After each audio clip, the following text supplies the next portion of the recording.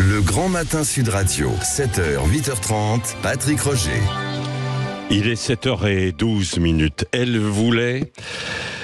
Elle voulait construire un box et une sellerie à la ferme pour y accueillir le poney offert en cadeau d'anniversaire à sa fille aînée, Alexandra, qui est décédée hier matin, 36 ans, fauchée et tuée évidemment alors qu'elle était mobilisée en Ariège. Sa fille a succombé à ses blessures, son mari est grièvement blessé. La mobilisation des agriculteurs continue malgré ça. Nous sommes avec Jérôme Bel, éleveur justement de Garonne, leader du mouvement de contestation.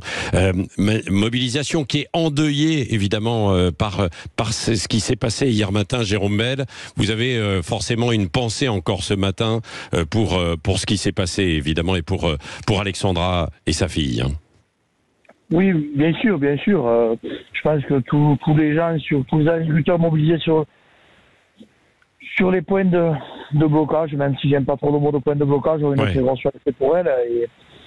Et je pense que pour elle, sa fille, sa famille, et je pense que tout le monde va être encore plus déterminé parce que elle y a laissé sa vie pour essayer de sauver la nôtre, on va dire. Oui, c'est ça. Donc avec aujourd'hui une mobilisation qui prend de l'ampleur, Jérôme Bel. Quand vous avez lancé ce mouvement, vous pensiez que on allait arriver jusque-là, jusqu'à cette mobilisation sur quasiment tout le territoire, en fait, aujourd'hui? Bien sûr, au début, j'aurais pas cru que ça prenne une ampleur aussi rapide, on va dire. Mais je savais que le mal-être agricole est partout en France. On le sait, on le voit. 2 agriculteurs par jour presque se suicident. Donc le symbole, il est là. La vérité, elle est là. C'est les chiffres qui parlent.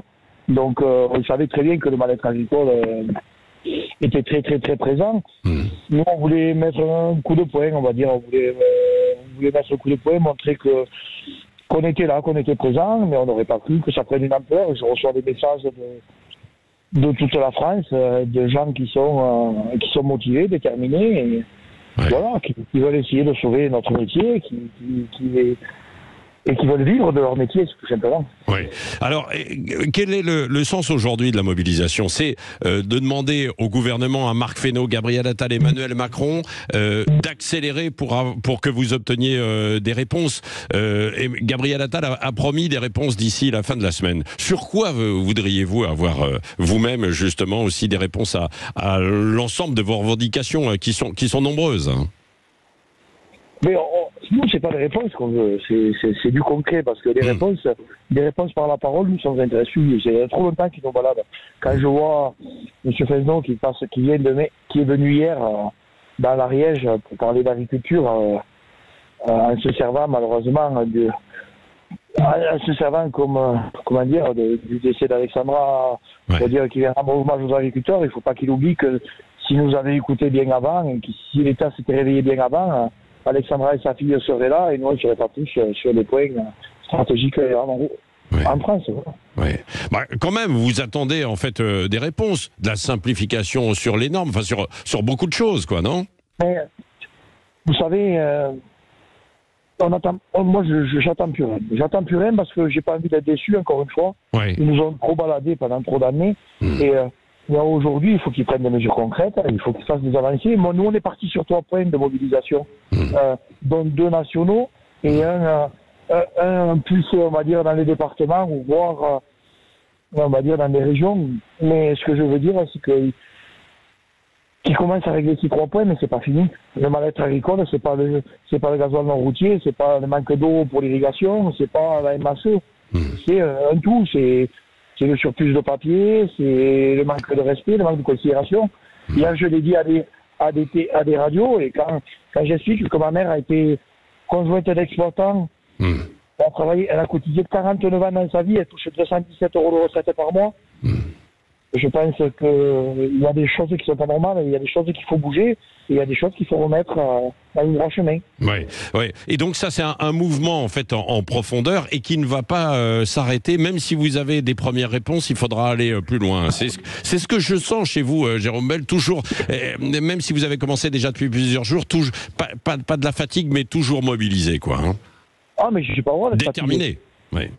Je suis toujours déterminé, j'ai pas le droit, moi, personnellement. Et les gens qui sont avec moi, vous savez, moi, tous les soirs, ils me renvoient chez moi pour que j'aille dormir dans mon lit. Eux, ils dorment dans une benne à céréales sur 30 cm de taille, à moins 7 degrés. Ouais. Moi, j'ai pas le droit d'être fatigué. J'ai pas le droit, et j'oublie pas, en plus, je connaissais très bien Alexandra, et j'ai pas le droit pour elle non plus de montrer de la fatigue, de montrer de la résilience, on va dire.